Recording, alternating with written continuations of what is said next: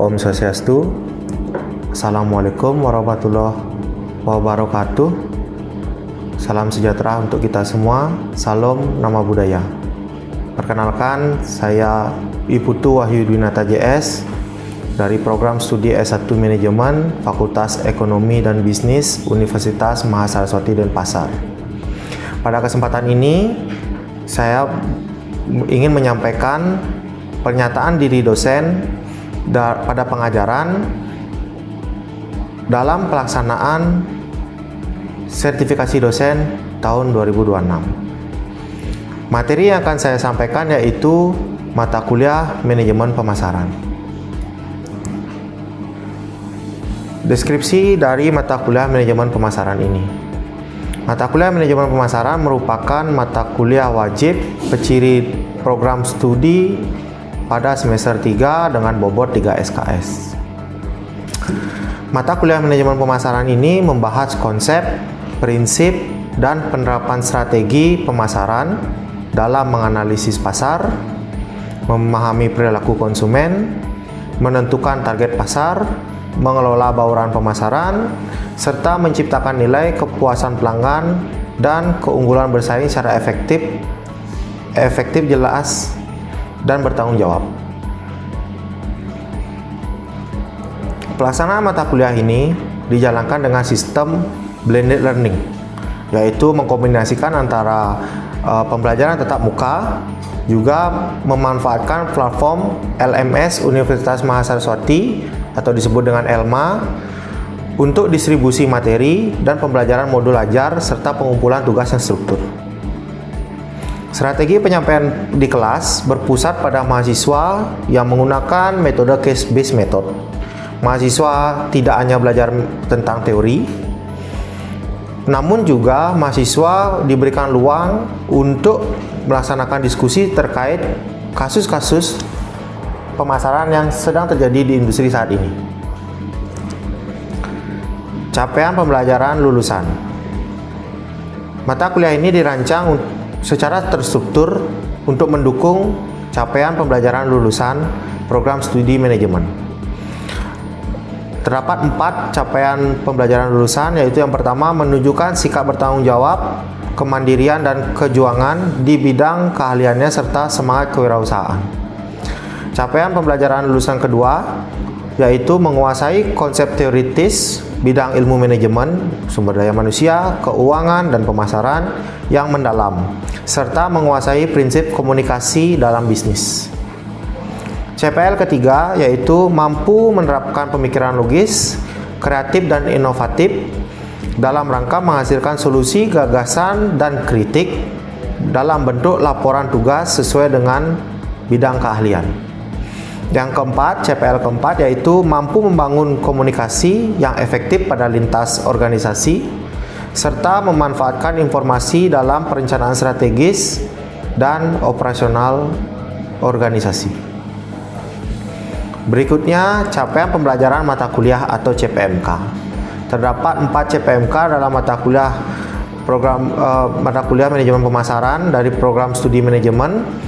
CPMK pertama yaitu mahasiswa mampu menunjukkan sikap bertanggung jawab, mandiri, etis, dan profesional dalam memahami peran manajemen pemasaran sebagai bagian dari fungsi bisnis organisasi.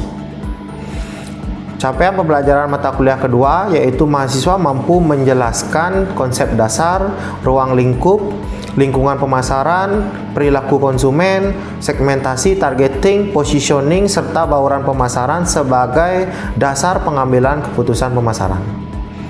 CPMK ketiga yaitu mahasiswa mampu menganalisis kebutuhan pasar, peluang pasar, persaingan, perilaku konsumen, dan strategi pemasaran untuk mendukung penciptaan nilai, kepuasan pelanggan, serta keunggulan bersaing organisasi.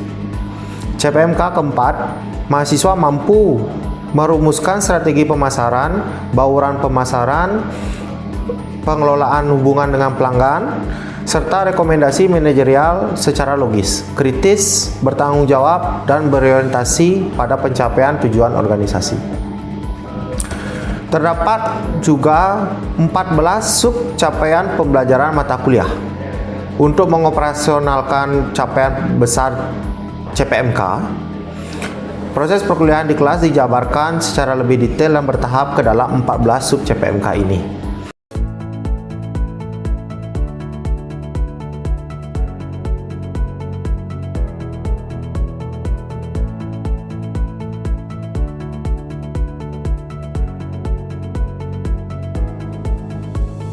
Selanjutnya dapat disaksikan video pengajaran di kelas untuk mata kuliah manajemen pemasaran.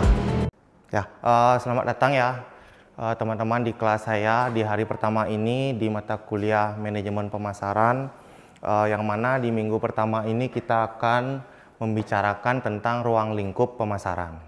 Jadi ini adalah pertemuan pertama dan materi CPMK pertama yang akan kita pelajari di minggu pertama ini.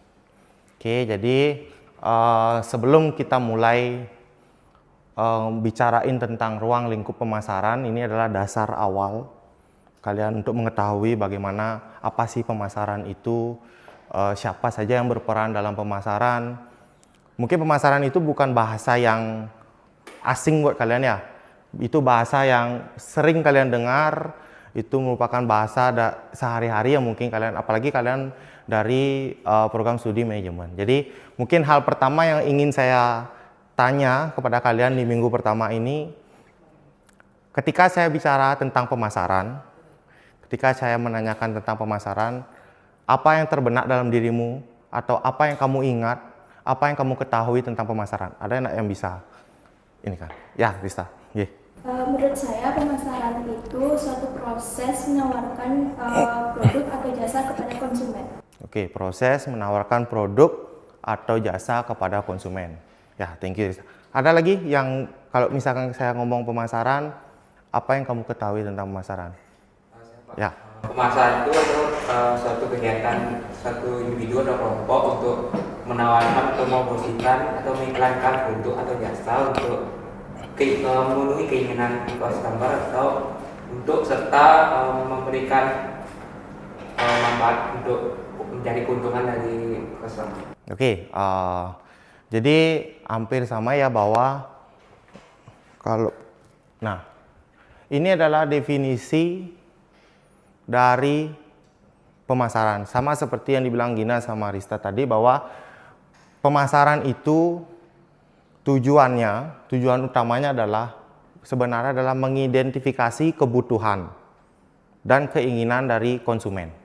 Jadi pemasaran itu bukan sekedar menjual produk, tapi pemasaran itu adalah mengidentifikasi, mencari tahu apa yang dibutuhkan, apa yang diinginkan oleh konsumen, dan itu menjadi sebuah dasar kita menciptakan produk yang akhirnya diperkenalkan oleh konsumen. Gitu. Itu rentetannya. Jadi hal pertama yang harus ditahu oleh pemasaran adalah apa yang dibutuhkan oleh konsumen. Apa yang diinginkan oleh konsumen. Setelah kita tahu apa yang dibutuhkan dan diinginkan oleh konsumen, kita ciptakan produk tersebut.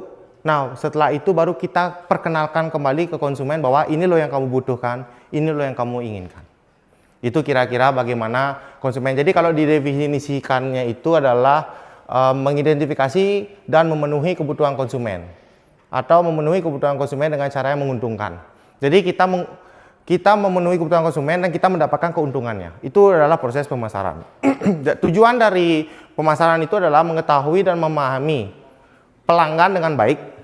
Kita tahu kebutuhan, keinginan pelanggan dengan baik dalam bentuk produk dan jasa yang sesuai dengan apa dia inginkan atau apa dia yang dibutuhkan. Sehingga produk tersebut ketika kita sudah menjual, ketika kita sudah menawarkan apa yang konsumen mau, apa yang konsumen butuh, otomatis produk itu akan terjual dengan sendirinya. Itu tujuannya. Ketika kita sudah memberikan apa yang dia mau, apa yang dia butuh, sehingga dia akan terjual dengan sendirinya produk itu. Cuma untuk bisa terjual dengan sendirinya itu kita harus mencari tahu dulu apa sih sebenarnya mereka mau. Nah, di pemasaran itu dengan kita mencari tahu terus-menerus apa yang dibutuhkan dan diinginkan konsumen, maka akan tercipta berbagai macam jenis produk maupun jasa yang inovatif. Ketika misalkan IKEA menawarkan produk yang customize, yang maksudnya customize itu kita bisa request ukuran, request bahan, request warna. Tidak seperti brand-brand lain yang sudah menawarkan produk yang sudah dia buat, tapi IKEA itu menawarkan produk yang bisa di-customize sesuai keinginan konsumen. Itu adalah dasar bagaimana pemasaran itu berusaha untuk memberikan produk yang diinginkan atau yang dibutuhkan oleh konsumen. Lalu bagaimana sebuah brand yang namanya Nintendo Wii, dia bikin produk game yang mana game yang dia pakai itu bisa bergerak. Seperti misalkan kamu main tenis, ini device Nintendo Wii, kamu tidak seperti main PS yang duduk, tapi kamu bergerak. Kamu bergerak menggunakan device Nintendo Wii itu sehingga konsumen itu akan merasa bahwa dia sedang berolahraga, tidak hanya duduk bermain game. Nah, brand-brand seperti ini tercipta karena dasarnya adalah kebutuhan dan keinginan konsumen. Kita tahu bahwa konsumen sekarang itu punya waktu yang lebih sedikit karena kesibukan kerja, karena ada target-target kerja, tekanan kerja, sehingga mereka kekurangan waktu untuk yang namanya olahraga, untuk yang namanya misalkan bermain dan lain sebagainya, sehingga untuk waktu libur pun sangat sulit. Nah, Nintendo Wii ini hadir dengan inovasinya bagaimana kamu bisa olahraga tanpa perlu keluar rumah. Olahraga di dalam ruangan dengan bermain dengan Nintendo Wii. Nah, ini salah satu contohnya bagaimana dari kebutuhan dan keinginan yang kita tahu, permasalahan yang terjadi sehingga ada yang disebut dengan produk atau inovasi yang tercipta. Nah, sekarang pertanyaannya, apa aja produk yang dipasarkan? Semua hal bisa dipasarkan. Semua hal, semua produk maupun jasa, semua layanan kita bisa pasarkan. Kita bisa memasarkan produk barang, mobil, sepatu, fashion, baju, itu bisa kita pasarkan. Kita bisa memasarkan jasa. Jasa transportasi, jasa pengiriman, jasa konstruksi, bangunan, kita bisa promosikan atau pasarkan. Kita juga bisa memasarkan event. Event itu kalau tidak dipasarkan orang tidak akan tahu ada event. Event running, konser, seperti Polyphony kemarin. Polyphony kemarin kalau tidak dipasarkan, ya tidak akan ada orang tahu. Running juga seperti itu. Berapa banyak sih sekarang ada running? Hampir setiap minggu ada running kan, brand-brand itu salah satu persatu bikin running. Nah, untuk orang itu bisa tahu bahwa ada running event, mereka perlu memasarkan event tersebut. Pengalaman juga bisa dipasarkan. Seperti di Disneyland. Disneyland, kalau kamu datang ke Disneyland, kalau kamu datang ke Ancol, atau enggak kalau kamu datang nonton Kecak di Uluwatu. Itu adalah salah satu experience yang bisa kamu rasakan. Bagaimana kamu menonton pentas, bagaimana kamu menonton pagelaran, itu adalah experience. Dan experience ini perlu dipasarkan. Ada kita memasarkan orang. Kita perlu memasarkan orang. Iya, influencer itu perlu dipasarkan. Influencer, pemain sepak bola profesional, itu perlu dipasarkan. Tempat juga iya, properti pasti. Organisasi sama seperti pemerintahan itu tetap promosi, tetap memasarkan diri bahwa oh ini loh program yang kita lakukan, ini loh hal yang kita lakukan, dan juga memasarkan informasi. Ketika kita punya jasa layanan informasi, kita pasarkan jasa layanan informasi tersebut. Ini adalah hal-hal yang kita bisa pasarkan. Jadi pemasaran itu bukan hanya memasarkan produk saja, tidak hanya memasarkan jasa saja, tapi orang juga bisa dipasarkan. Event kita pasarkan, experience juga kita pasarkan. Jadi kita harus tahu produk yang kita tawarkan ini akan masuk di permintaan yang mana, sehingga kita bisa mempromosikan produk tersebut secara tepat. Itu tugasnya pemasar. Nah, lalu ada yang jadi kita harus tahu bahwa pemasar itu harus mengetahui pasarnya. Pasarnya itu adalah mata si pemasar. Pemasar itu hanya fokus ke konsumen. Pasar mau apa? pasar mintanya apa. Kita sebagai pemasar nggak boleh egois. Egois dalam arti, saya bisa buat ini, saya oper ke pasar. Ternyata pasar nggak ada yang minta, pasar nggak ada yang mau. Jadi pemasar itu fokusnya adalah ke pasar. Pasar itu perlunya apa, pasar itu maunya apa. Jadi ini adalah secara simple bagaimana marketing itu bergerak. Ada dua ujung tombaknya. Yang pertama adalah industri. Ini brand, perusahaan, industri. Ini adalah pasar. Jadi industri akan mengkomunikasikan, industri bisa memberikan good and service, produk dan jasa kepada pasar. Lalu industri ketika dia memberikan produk atau menawarkan produk dan jasa, dia juga mengkomunikasikannya, memberikan komunikasi tentang produk dan jasa itu. Komunikasi ini dalam bentuk keunggulan dari produk. Apa yang bisa produk selesaikan, masalah-masalah apa yang bisa diselesaikan oleh produk dari produk untuk pasar. Itu adalah bagaimana industri itu bekerja ke pasar. Lalu pasar akan memberikan ke industri feedback dalam bentuk uang dari good and service ini, dari produk dan jasa ini. Market akan memberikan pasar kepada industri. Dari uang yang didapatkan ini akan kembali kepada pasar dalam bentuk good and service atau barang dan jasa. Lalu market juga memberikan informasi kepada industri.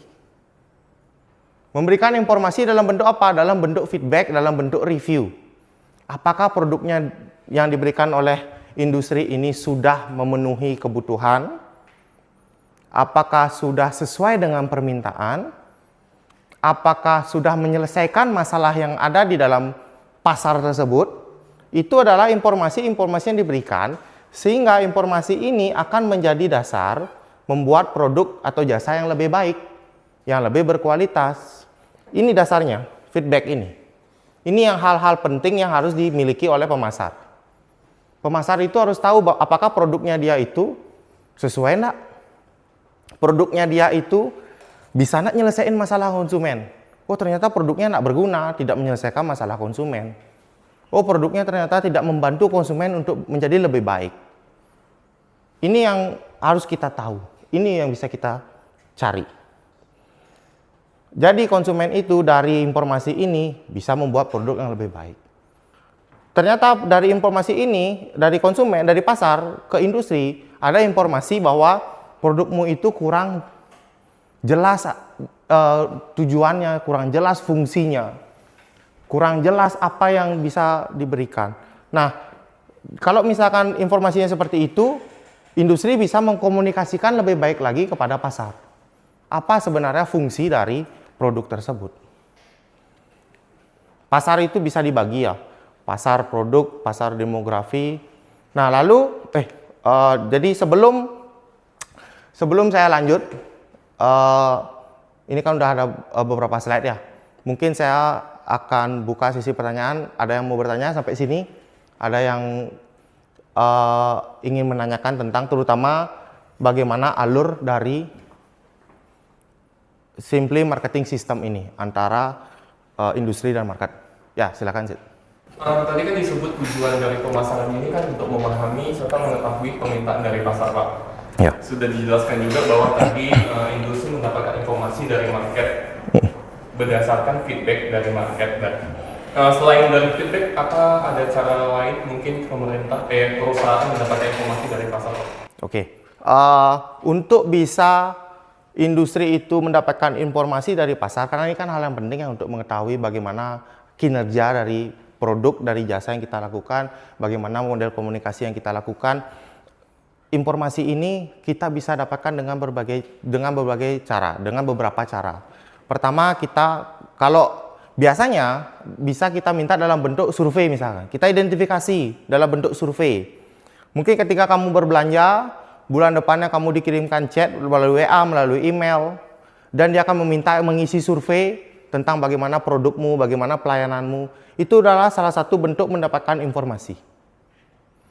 Nah, kalau di zaman digital saat ini adanya sosial media, adanya misalkan di Shopee itu sudah ada bagaimana fitur review, itu akan menjadi dasar informasi teman-teman. Kalau di Shopee, dasar informasi ini datangnya dari review-review yang ada di Shopee.